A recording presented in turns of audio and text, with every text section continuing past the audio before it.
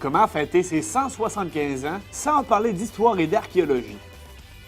En fait, on parle de 175 ans, mais la région cache des trésors beaucoup plus anciens. Beaucoup de chercheurs travaillent à découvrir ce qui a marqué notre territoire, notre culture et forgé notre caractère.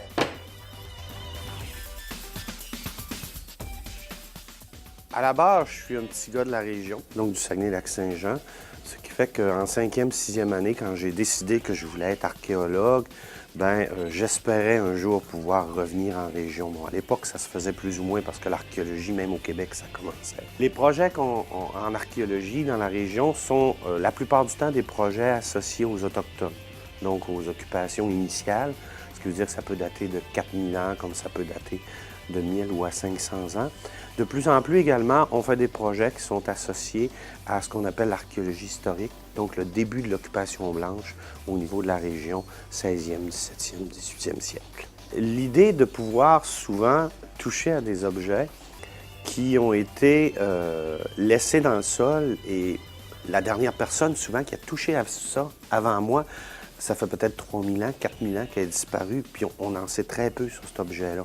Fait que quelque part, c'est comme si j'essaie de ressentir, ou en tout cas je ressens à peu près, ou de me faire à l'idée que il y a quelqu'un avant moi qui a vécu, qui a utilisé ça, et je suis en quelque sorte la seule personne qui peut témoigner de ce qu'il a fait au cours des 1000 dernières années, disons.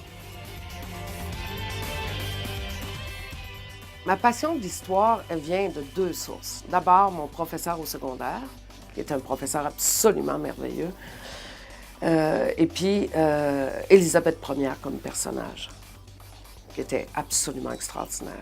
J'ai choisi histoire, puis j'ai jamais regretté. J'ai toujours travaillé dans ces domaines-là. Puis depuis que je suis ici, j'ai développé deux champs. J'ai un champ de recherche fondamentale sur mes réfugiés de l'entre-deux-guerres. Ça, je ne vais jamais lâcher ça jusqu'à temps que je meure. Mais j'ai développé aussi l'histoire concrète, l'histoire publique sur le terrain. Puis je me flatte d'avoir formé, pas encore une génération, mais presque une génération de gens qui dirigent les institutions muséales. Puis c'est bien ça.